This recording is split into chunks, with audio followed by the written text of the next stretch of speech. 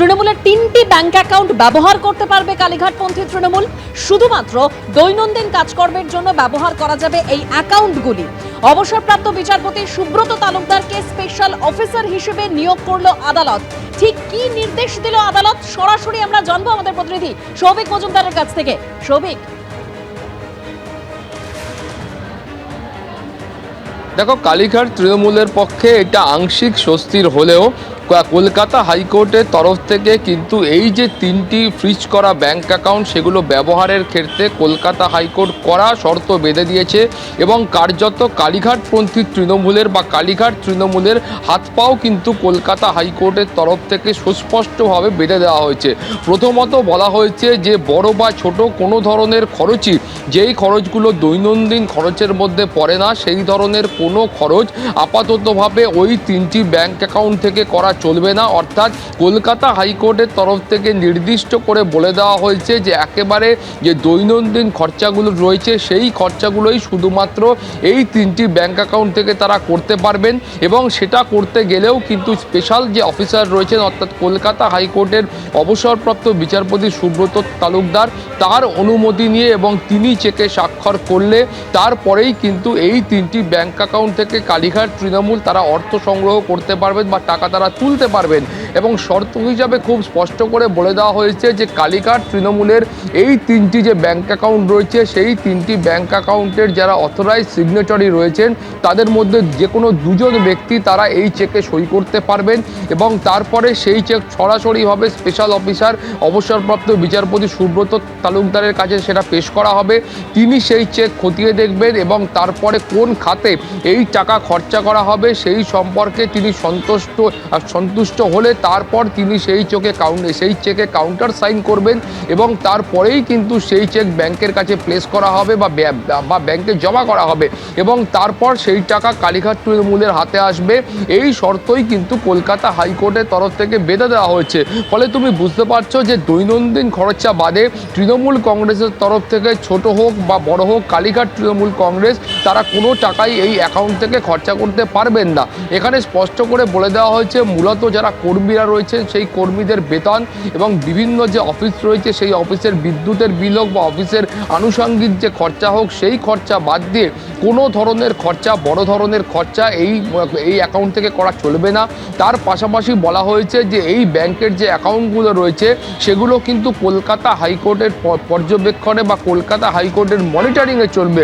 তার কারণ হিসাবে তোমাকে বলবো যে কলকাতা হাইকোর্টের তরফ থেকে বলা হয়েছে যে এই যে 3টে ব্যাংক অ্যাকাউন্ট রয়েছে এই 3টে ব্যাংক অ্যাকাউন্টে এই স্পেশাল অফিসার নিয়োগ করার পরে কোন কোন খাতে কি খরচা করা হলো, অর্থাৎ মাননীয় অবসরপ্রাপ্ত বিচারপতি সুব্রত তালুকদার তিনি কোন কোন খাতে খরচা করার অনুমতি দিলেন সেই আয় ব্যয়ের হিসাবও কিন্তু কলকাতা হাইকোর্টের কাছে পেশ করতে হবে। অর্থাৎ বুঝতে পারছো যে আগামী 30শে সেপ্টেম্বর পর্যন্ত এই 3টি ব্যাংক অ্যাকাউন্ট ব্যবহার করার অনুমতি দেওয়া হলেও সেই ব্যাংক অ্যাকাউন্টে যে অর্থ রয়েছে সেই অর্থ নিয়ে কালীঘাট তৃণমূল তারা কি করছেন তার প্রত্যেকটা হিসাব কিন্তু কমিটি, অর্থাৎ এই যে স্পেশাল অফিসার রয়েছেন সেই স্পেশাল অফিসার তার হিসাব কলকাতা হাইকোর্টের কাছে পেশ করবেন এবং কলকাতা হাইকোর্টের মনিটরিংয়ে এই 3টি ব্যাংক অ্যাকাউন্ট কার্যত অপারেট হবে, এটা কিন্তু বলাই যায়। ফলে তুমি বুঝতে পারছো যে আপাততভাবে তৃণমূল কংগ্রেসের তরফ থেকে যে কোনো ধরনের আনুষঙ্গিক যে অনুষ্ঠানগুলো রয়েছে সেগুলোর ক্ষেত্রে বড় ধরনের খরচা করার ক্ষেত্রে কলকাতা হাইকোর্ট কিন্তু কার্যত হাত পা বেঁধে দিয়েছে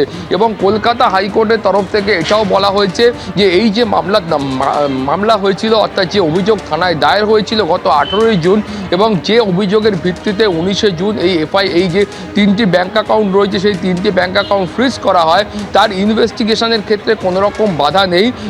পুলিশের যারা আধিকারিক রয়েছেন তারা কিন্তু এই মামলাগুলির ইনভেস্টিগেশন করবেন এবং তার পাশাপাশি বলা হয়েছে কালীঘাট তৃণমূল বা অন্যান্য যারা এই মামলায় পক্ষ রয়েছেন প্রত্যেককে কিন্তু পুলিশের সঙ্গে তদন্তের ক্ষেত্রে সহযোগিতা করতে হবে। ফলে এই ইনভেস্টিগেশনের ক্ষেত্রে কোনো রকম স্থগিতাদেশ বা অন্তর্বর্তী স্থগিতাদেশ সেটা কিন্তু কলকাতা হাইকোর্টের তরফ থেকে দেওয়া হয়নি। তোমার মনে থাকবে যে এই যে তিনটে ব্যাংক অ্যাকাউন্ট রয়েছে সেই তিনটি ব্যাংক অ্যাকাউন্টে প্রায় 440 কোটি টাকা রয়েছে এবং এই তিনটি ব্যাংক অ্যাকাউন্ট কিন্তু ইডির তরফেও ফ্রিজ করা হয়েছে। কিন্তু প্রাথমিক পর্যায়ে যখন পুলিশের তরফ থেকে ফ্রিজ করা হয়েছিল সেই সময় কালীঘাট তৃণমূলের তরফ থেকে এই মামলা দায়ের করা হয়। এখন সেই সময় তাদের বক্তব্য ছিল যে এই তিনটি ব্যাংক অ্যাকাউন্ট যদি না খুলে দেওয়া হয় সেক্ষেত্রে তাদের দৈনন্দিন যে কাজ রয়েছে সেই কাজ তারা করবেন কি করে। এখন তুমি জানো যে মূলত বিশ্বনাথ দাস তিনি কিন্তু ঋতব্রত বন্দ্যোপাধ্যায় পন্থী তৃণমূল কংগ্রেসের বিধায়ক।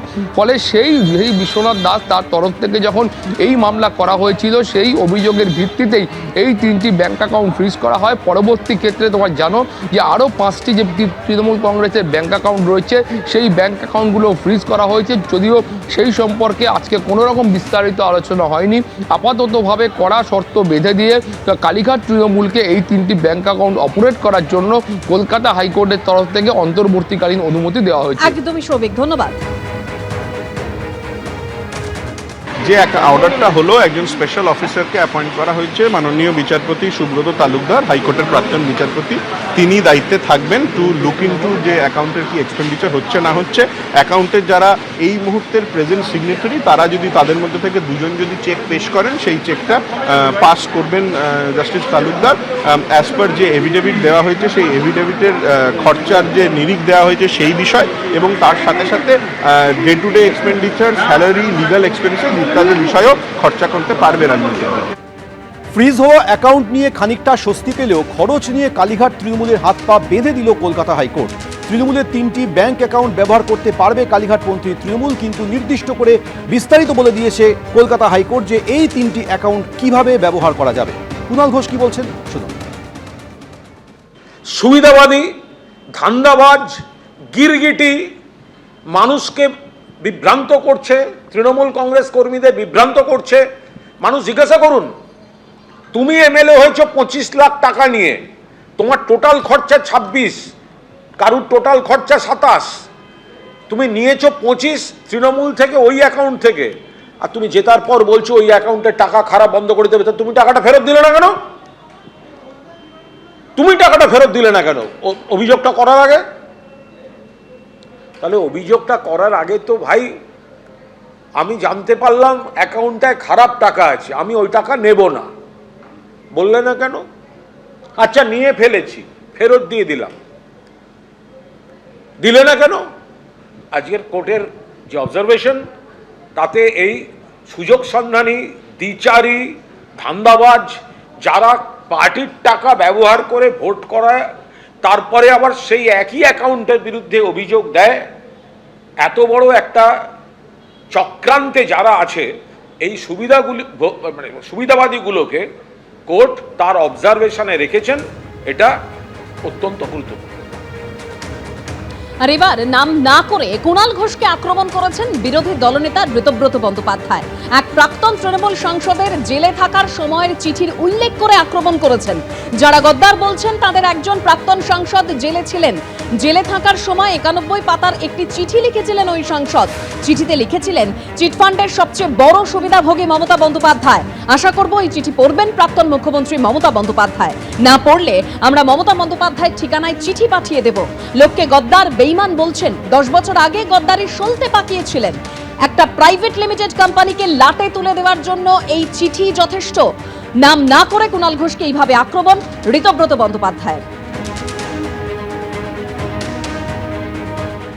সম্প্রতি ম্যানেজিং ডিরেক্টর পদে উন্নীত হওয়া যারা হচ্ছে এই বেঈমান বলছেন, ঘটনাচক্রে সেরকম একজন তৃণমূল কংগ্রেসের সাংসদ ছিলেন।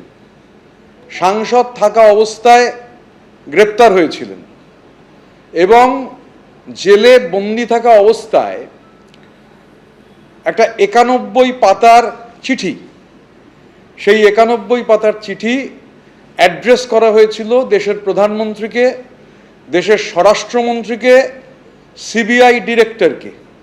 এই চিঠিতে লেখা রয়েছে যে একজন রাজ্যের নির্বাচিত মুখ্যমন্ত্রী চিটফান্ডের পয়সায় চলেন।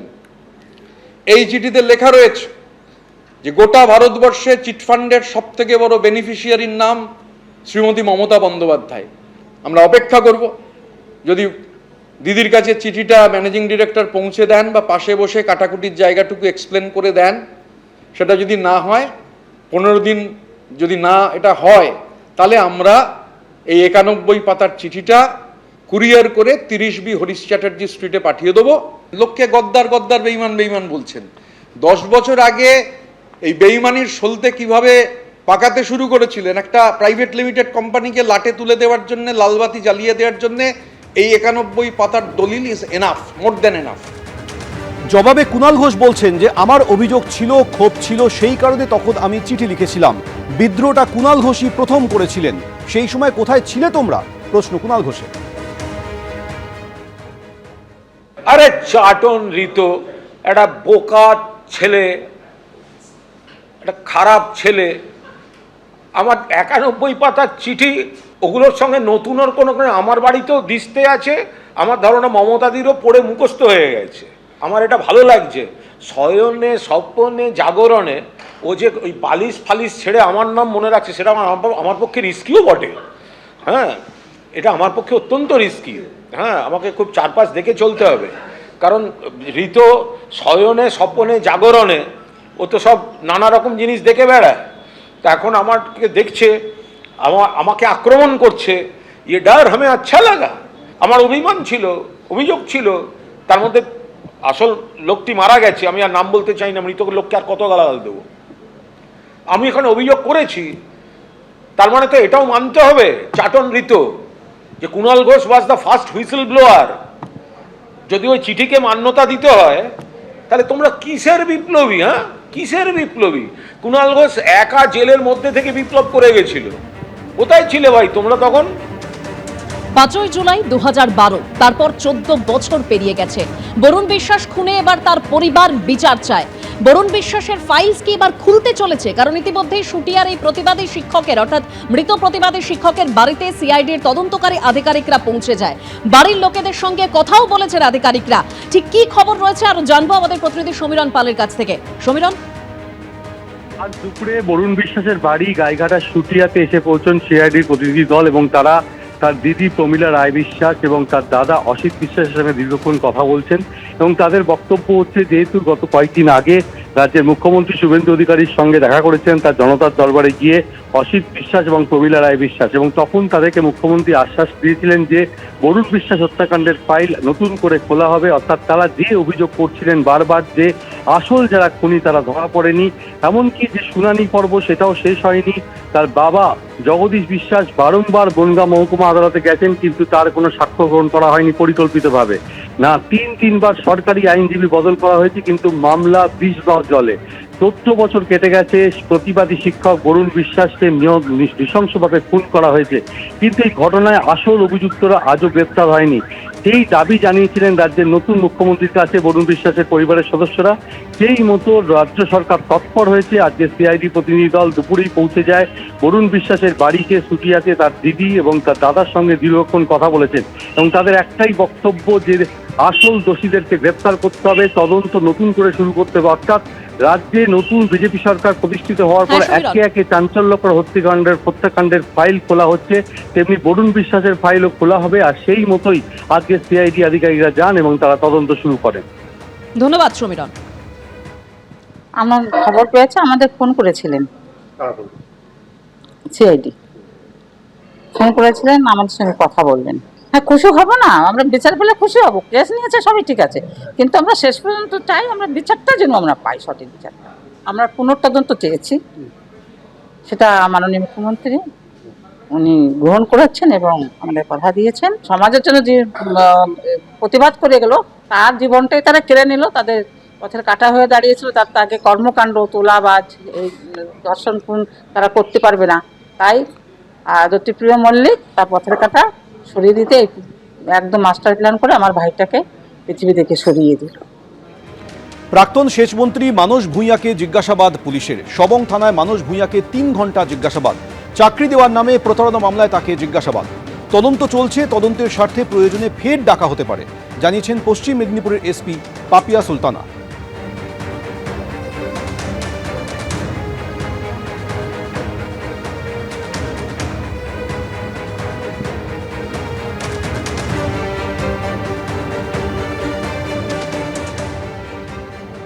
অন্যদিকে রাজ্য সরকারি কর্মচারীদের অর্থাৎ গ্রুপ সি গ্রুপ ডি কর্মীদের ক্লারিক্যাল ক্যাডারে পদোন্নতি নিয়ে এবার বড় সিদ্ধান্ত নিল নবান্ন।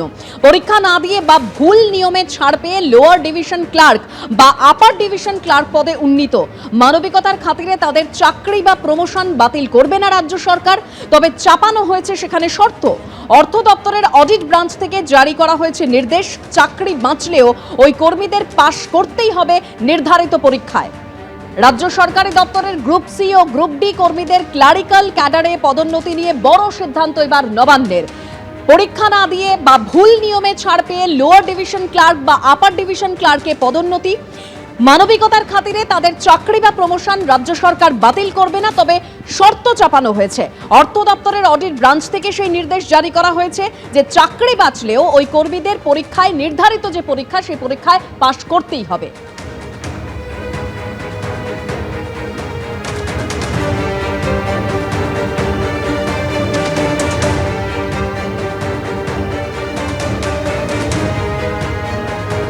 রাজ্য সরকারি দপ্তরের গ্রুপ সি ও গ্রুপ ডি কর্মীদের ক্লারিক্যাল ক্যাডারে পদোন্নতি নিয়ে বড় সিদ্ধান্ত নবান্নের। ঠিক কি শর্ত দেওয়া হয়েছে সেক্ষেত্রে আরো বিস্তারিত আমরা জানবো। আমাদের প্রতিনিধি শিবাশিস মল্লিক রয়েছেন। শিবাশিস, দেখো, যেমনটা তথ্য উঠে আসছে তাতে রাজ্য সরকারি দপ্তরের গ্রুপ ডি গ্রুপ সি কর্মীদের ক্লারিক্যাল ক্যাডারে পদোন্নতি বা প্রমোশন নিয়ে এক নজিরবিহীন ও বড় সিদ্ধান্ত নিল নবান্ন। পরীক্ষা না দিয়ে ভুল নিয়মে ছাড় পেয়ে যারা এলডিসি অর্থাৎ লোয়ার ডিভিশন ক্লার্ক থেকে আপার ডিভিশন ক্লার্ক ইউডিসিতে পদোন্নতি পেয়েছিলেন, মানবিকতার খাতিরে তাদের চাকরি বাতিল করছে না রাজ্য, তবে প্রমোশনের জন্য তাদের যে ইনক্রিমেন্ট টাকা আপাতত উইথহেল্ড হয়ে যাচ্ছে। যে পরীক্ষা পাশ করার পর তাদের পদোন্নতি দেওয়া হয়, সেই পরীক্ষা পাশ না করেই অনেকেই পদোন্নতি পেয়েছিলেন। পরীক্ষায় পাশ করা আবশ্যক করা হচ্ছে। যতদিন না পর্যন্ত তারা পরবর্তী পরীক্ষায় পাশ করছেন ততক্ষণ তাদের এই যে ইনক্রিমেন্টের টাকা তা আপাতত হেল্প করছে বা বকেয়া রাখছে রাজ্য, স্থগিত রাখছে রাজ্য। অন্যদিকে জানা যাচ্ছে এবার থেকে কম্পিউটার এবং টাইপিং পরীক্ষা পাস বাধ্যতামূলক। পরীক্ষা পাস না করা পর্যন্ত ইনক্রিমেন্ট বন্ধ থাকবে এবং সিনিয়রিটিও পরে নির্ধারিত হবে। তবে 2019 থেকে 2026 সালের মধ্যে দেওয়া পদোন্নতি বাতিল নয়, বহাল থাকবে বর্তমান পদ এবং বেতন।